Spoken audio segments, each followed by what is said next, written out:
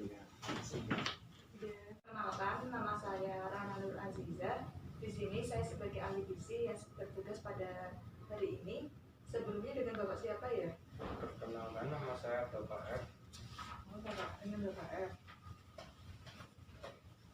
Umur berapa ya Pak? Umur saya 42 tahun.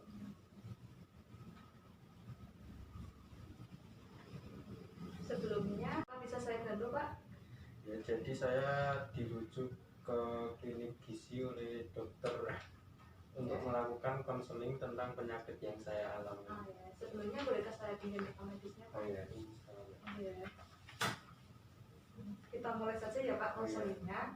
Di sini tujuan dari konseling gizi yaitu bersama-sama mencari solusi dan alternatif dari masalah yang Bapak keluhkan. Sebelumnya apa Bapak sudah melakukan pengukuran tinggi badan dan berat badan? Oh, belum ya. Apabila belum, kita lakukan pengukuran terlebih dahulu ya Pak. Silakan Pak. Kita akan melakukan pengukuran tinggi badan ya Pak. Sebelumnya saya minta izin ya Pak. Iya, silakan.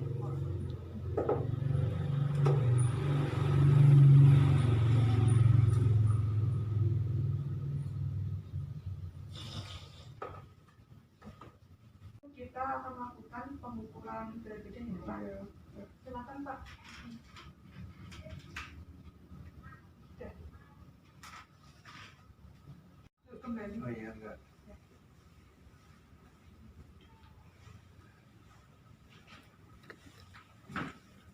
Pak, sebelumnya saya minta izin ya Pak untuk menghitung IMT berapa. Oh iya, silakan. Ya Pak, sudah. Dari hasil perhitungan IMT Bapak yaitu hasilnya 33,98 kg per meter persegi. Itu termasuk ke kategori obesitas Bapak. Untuk untuk nilai IMT normal sendiri yaitu 18,5 sampai 22,9 kg per meter persegi. Kita mulai ya Pak, untuk asupan makanan Bapak sehari kemarin apa saja ya? Untuk asupan makan sendiri saya kemarin nasi goreng 1 piring, terus telur ceplok, kerupuk, dan terus minumnya teh manis hangat 1 gelas. Untuk makan siangnya Pak apa saja ya? Untuk makan siangnya itu kemarin ayam 1 mangkok, kerupuk, terus ada es teh manis 2 gelas. Dan untuk makan malamnya apa saja ya Pak?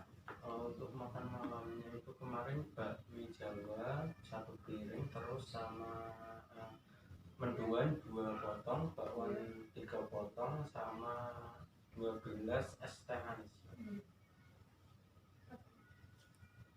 Untuk pulang kerjanya itu kemarin roti pisang coklat 2 potong sama 1 gelas es. Iya. Apakah satu hari kemarin Bapak mengonsumsi buah? Enggak Mbak, saya enggak suka buah dan sayur. Oh gitu ya Pak. Berdasarkan riwayat asupan makan Bapak sehari kemarin, untuk asupan karbohidrat sederhana itu dalam kategori lebih Pak. Karena pada makan pagi hari kemarin Bapak kan konsumsi teh manisnya 1 gelas. Untuk siang harinya itu juga minum teh manisnya juga 2 gelas. Untuk makan malamnya itu juga es teh 2 gelas. Sedang untuk asupan lemaknya juga tinggi Pak. Konsumsi makanannya itu mengandung minyak seperti konsumsi mendoan dan bakwan. Selain itu Bapak juga untuk asupan seratnya itu rendah karena Bapak tidak suka konsumsi buah. Iya. Saya akan membacakan hasil dari data rekam medis Bapak.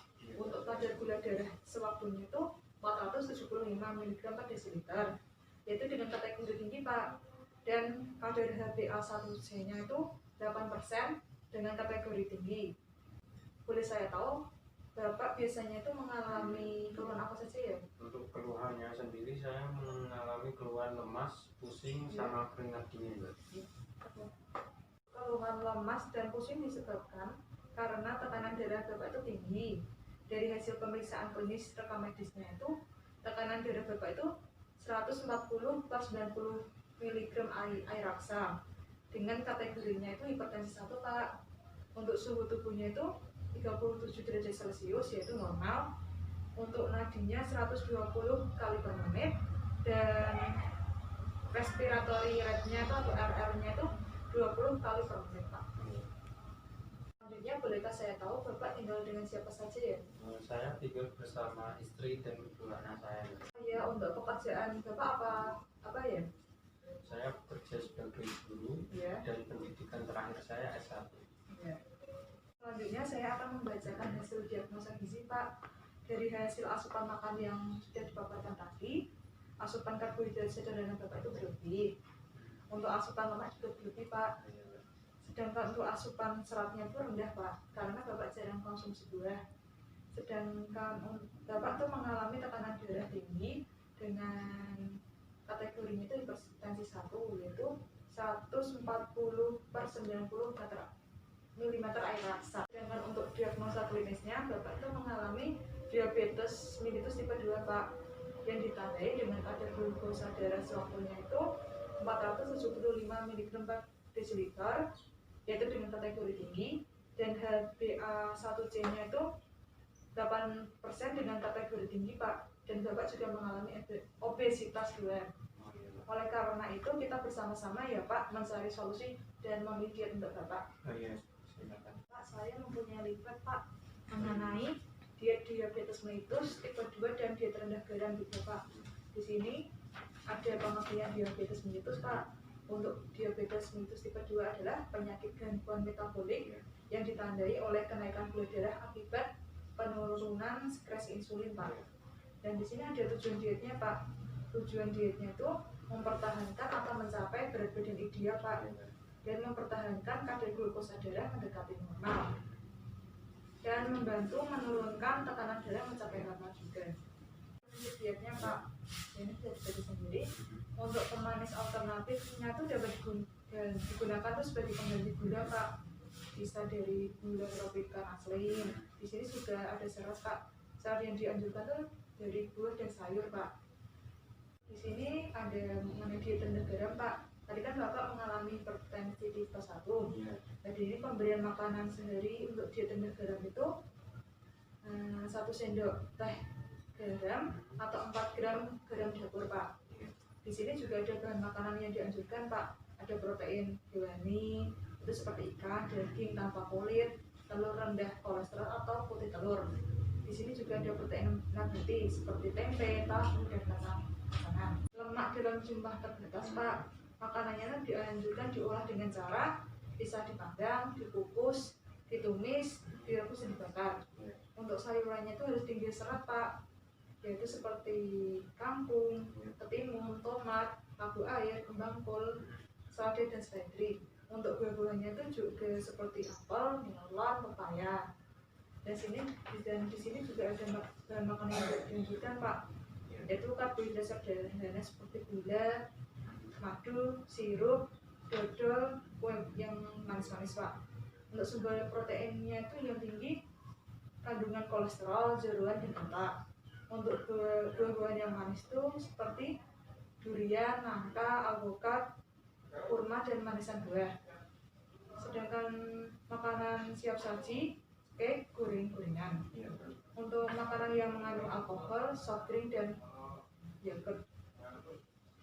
Dan di sini juga ada Pak contoh menu sehari. Untuk makan paginya itu nasinya itu 1 centong, ayam semurnya itu bisa 1 potong, kerupuk tempe 1 potong, sup makaroninya itu 1 mangkok soto Pak. Dan di sini juga ada selingan pagi Pak, bisa pisang Ambon. Makan siangnya itu nasi 1 centong, daging ayam 1 potong sedang, perkedel tahu kukus 1 biji sedang, sup wafer jagung itu 1 mangkok soto. Untuk melonnya itu 1 potong sedang Pak. Untuk selingan siangnya bisa dari buah-buahannya itu pepaya 1 potong, dan untuk susunya itu khusus Pak, susu diabetasol 1 gelas. Untuk makan malamnya juga nasi 1 centong, rolade ayam 1 potong, tempe bumbu kuning 1 potong, casawi sendok 1 mangkok. Itu selingan malam Pak, ada puding buah yaitu buah jeruk Pak.